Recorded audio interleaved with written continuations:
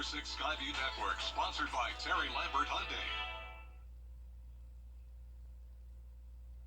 It's sunny and warm today, and for several more days. I think I've got a forecast you're going to love. All the details coming up. Right now, new funding for a local food hub, how that money will really help. And a new beer is coming to the CSRA. Yeah, we're going to have a preview of it in a live report as Your News at 4 starts now. Live from Television Park, this is WJBF News Channel 6 at 4. Good afternoon, everybody. I'm Brad Beans. We do thank you. Former South Carolina Governor Nikki Haley is running for president. Haley making that announcement this morning. She left the governor's office back in 2017 when President Trump tapped her to be the United Nations ambassador from this country. Served in that position for a little more than a year, and now she's going to challenge him next year in the race for the White House. But some analysts have suggested if Haley doesn't win the Republican nomination, she could be a running mate for Trump. New this hour, state lawmakers trying to address homelessness and poverty in Georgia. They want the budget to include help for those who are less fortunate, including medicine, housing, and substance abuse treatment assistance. Lawmakers say it's not just an Atlanta problem, it is a Georgia problem, with many homeless people setting up tents under bridges or sleeping on park benches every night. The homelessness certainly related to that affordable housing. Of course, I'll quote the senator from Alabama that several others have quoted. The best job against poverty is the best way to cure poverty is with a job. Then maybe what we need to do is have an area where homeless people can live. No, homeless people need to live in homes. According to endhomelessness.org that tracks state data, Georgia has about 10,000 homeless people on a given night. Well, there's another twist in the battle over ambulance service in Augusta. Commissioners are at odds over their staff's decision not to apply for control of the ambulance zone by Friday's deadline. Now the whole bidding process is under fire. Gold Cross, our current ambulance provider in Augusta, has filed an official bid protest. Last week, AmeriPro EMS was recommended to get the ambulance service contract, but Gold Cross is citing 6 reasons why they say they weren't treated fairly then. I think that is very disappointing that something that is sanctioned by law and by city code is being challenged just because the outcome wasn't what folks wanted the outcome to be. I think that is very disheartening, and it doesn't speak to progress that we're trying to make in the city. Mayor Pro Tem Brandon Garrett there saying he has not seen the bid protest, but he does say commissioners had a lot of questions last week about the whole bid process. A local group that grows food is getting a big boost. It is a $500,000 donation, and it'll go a long way for Augusta locally grown. Nikita Dennis reports. Nothing has really been done to help build up the farmers market community and the farmers themselves. These are small businesses, so this goes directly to the farmers in business services. For 13 years, Augusta Locally Grown has helped feed people across the CSRA through farmers markets. The USDA has granted the organization $500,000 to go towards their farmers business programs. So this is such a big influx of money, specifically for the local ag community that we've not seen in many, many years, if ever, to come to here. And so it's so important to have these funds, to steward them, and to create programs like this. This will help farmers markets to better serve people in need. Executive Director Rebecca Van Loonen says since relocating to the hub in downtown Augusta, the organization has grown. They now have a teaching kitchen for the community. The other room is the shared commercial kitchen, which is wonderful. The CSRA needs more of these. And then outside we have greenhouse, raised beds. So this whole facility is geared towards the community and the farmers. This grant will last for 3 years. They are looking to help grow businesses by partnering with the Clubhouse and Gateway Business Services. Obviously, there is need here. We all like to eat. We all need to eat, and so we're just helping build that infrastructure. If you are a farmer in the community, please connect with us. We would like to get these services out to you. Van Loonen also says they're looking for more farmers and food business owners for the local farmers markets. They need some help. It is time now for a look at our weather, and for that we check in with meteorologist Sherry Sheely on another gorgeous day out there. Absolutely. You couldn't ask for a better Valentine's Day with the forecast, right? Because it is just lovely outside. Looking at our Terry Lambert Hyundai Skyview cam over at Augusta Marriott. See, we've got nothing but blue skies here. A little breezy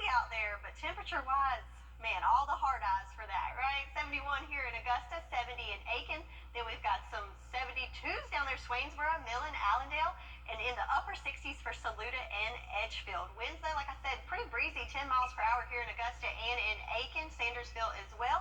So keep that in mind as you're heading out for any of your Valentine's plans. Satellite and radar, though, just a few fair weather wispy clouds there, but mostly just sunny skies and lots of warm air, right? So if you have plans for Valentine's Day, the forecast, you can't beat it. We're looking at 70 degrees at 5 o'clock, then in those lower 60s by 7, and overnight tonight, pretty mild in those upper 40s, so not too bad even for some late night plans. So we've got a lovely evening on tap, and we're going to keep it warm through Thursday, but then we do have changes on the way. I'll have all the details for you coming up in your full forecast. Back to you, Brad. All right, Sherry, thanks. Coverage you can count on continuing in Burke County, where a woman has been arrested after a deadly crash. 47-year-old Tanya Hall facing several charges, including second-degree homicide by vehicle and driving too fast for conditions. It was about a month ago that she crashed along Story Mill Road. She and her daughter-in-law, 24-year-old Annabelle Hall, were both ejected from the car when it flipped. Annabelle was 19 weeks pregnant. She and her baby died at the scene. There were 2 other children in the car. They were not hurt. An arrest has been made in an Augusta murder. Demoria Wallace is charged in the shooting death of Barry Liu last month. Liu found behind the Sleep Inn on Clawson Road. A second person, Richard Moore, is still wanted in this case. Well, Augustans can soon sip some ale from the first black brewer in town. News Channel 6's Renetta Dubose live at Savannah River Brewing Company now, where this whole process started very early this morning. Renetta? Very early, about 7 this morning, Brad. You know, across the country, it is happy hour, and they're already here. They're on the taps behind me. And you know what? Folks are rolling in from work, and they're ready to say bottoms up to the end of the day. But one person is happier. And now, Robert Young III is seeing his dream come true. The Navy veteran, once stationed at Fort Gordon, is a contract brewer at Savannah River Brewing Company. He spent 8 hours today creating a juicy, hazy IPA called Googly Moogly Juicy, a beer with tropical and citrus flavors. He says it takes about 2 weeks for the fermentation process, and then it's on to his goal of opening the first 5 to 7 barrel brew pub in downtown Augusta, Tapped 33 Craft Brewery. Augusta is located in the 33rd parallel on Earth. Prohibition ended in 1933, and then I wanted to tie it back to Augusta, and James Brown was born in 1933 as well. So.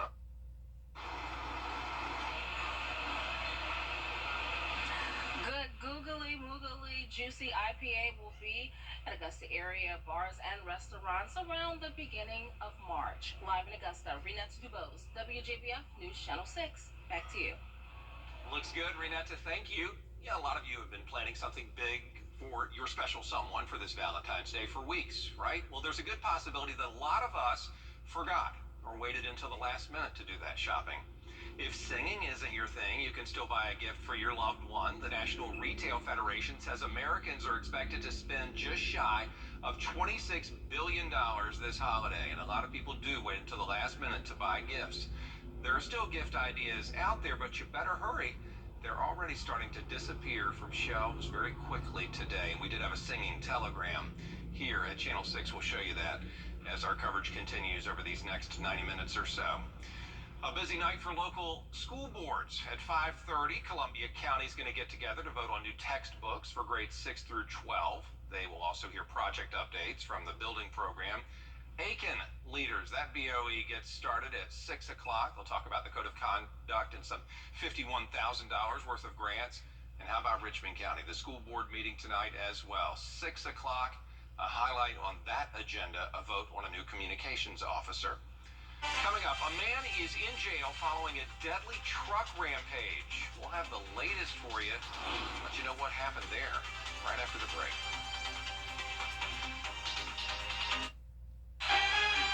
3641-3305.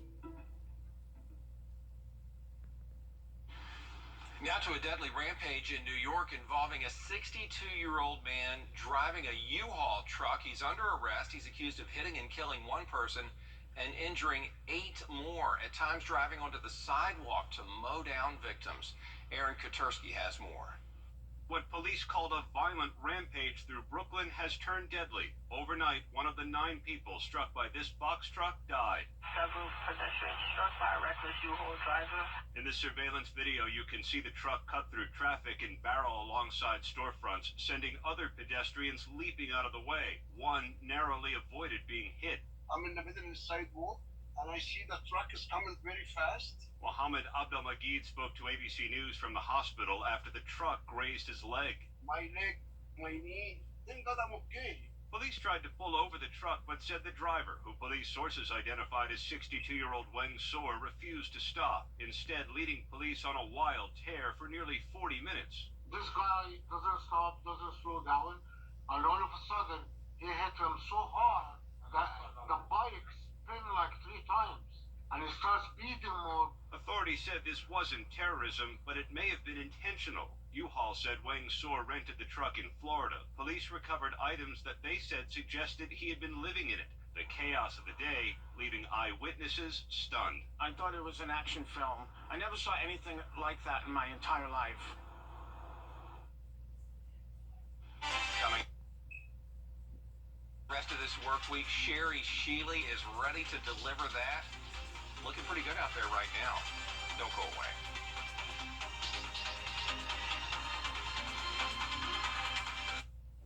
I'm attorney G. Sonic. Now, your most accurate forecast with WJBF Live Viper 6. I don't know about y'all, but for me, today's been one of those weather days that you just can't help but fall in love with. Just lots of sunshine and blue skies. And looking at our Terry Lambert Hyundai Skyview cam right now at the airport, see we've got a few clouds in there, but definitely see those peaks of sunshine and blue skies. And also a little bit of wind blowing for us. We're looking at winds 10 miles per hour coming from the east-southeast, but those temperatures though, 71 degrees. Feeling pretty nice for February, right? And humidity only at 22%. So definitely all the hard eyes for me for there. So some other spots around the CSRA. So we're at 71 here in Augusta, 70 in Allendale, 72 in Barnwell, McCormick. Warm spot at 73 degrees. Some more lower 70s for Swainsboro, Millen, and Louisville. 70s for Gibson, Crawfordville, Lincolnton, and Waynesboro. You're at 71. So spreading the love to all of us, right?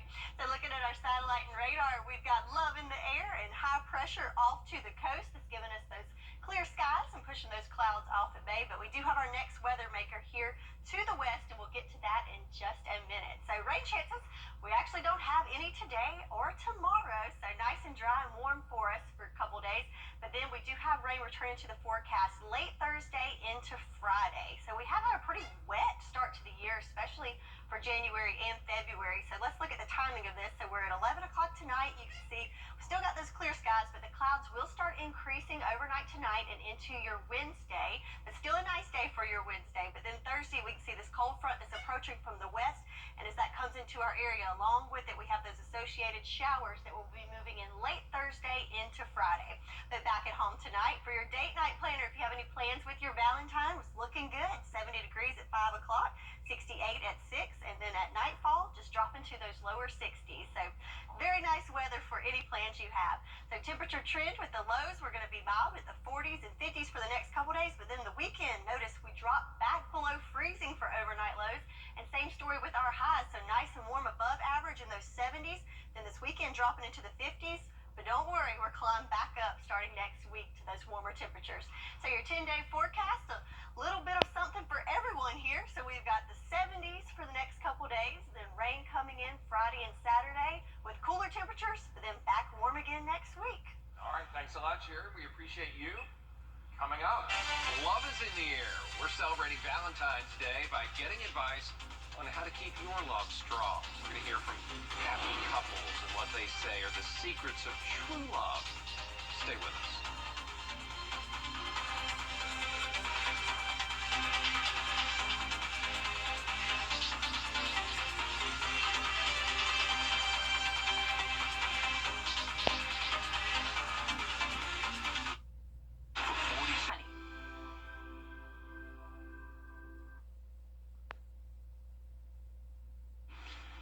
We are celebrating Valentine's Day with advice from happy couples. They're sharing their wisdom on how to keep a relationship strong. Megan Wright has more. We met through a mutual friend. We always wake up laughing. I love being around him. He just makes me feel good, builds me up, and he still gives me butterflies to this day. Love is in the air, so we wanted to know from these happy couples. Is there a secret on how you can have a successful relationship? Complement each other, dress for each other. He puts me first before himself. Communication is number one. You know, you should always be vocal about what you like and what you don't like, so your partner can, make sure to navigate the right way. She allows me to be myself. I think the key to a successful marriage is the right amount of space. Have hobbies that do not involve your wife. You have to be your own person outside of it. Every couple kind of hits that wall sometimes where you don't communicate well. You're just gonna have to take a few steps back and be like, all right, is this worth this argument? I think it's incredibly important to stay friends, even when we find ourselves in tough and difficult moments. For Anne and Lenny Saccone, married 70 years, it's the little things, like pushing in a chair, that helps keep their love strong. She's magnificent. Another 70 years, if I'm still here, you're still my heart and soul. That's right. God bless you. We help each other. It's really about two words: emotional connection. If you can feel safe with someone, if you can feel vulnerable with that person, everything else becomes great. Valentine's Day is amazing for couples, but then can sometimes be very triggering for people who are single. What is some advice for people who are single that have to navigate this holiday? What Valentine's Day should be about is it should be a day of appreciation for all the love you have in your life, whether it be romantic, whether it be platonic, and then it should be a reflection on, okay, what can I do now to become better in all of my relationships? As for these, a happy Valentine's Day indeed. I got her. I'm gonna keep her. There's a lot more coverage you can count on coming up right here on News Channel 6. Jenny is next with News Channel 6 at 4:30.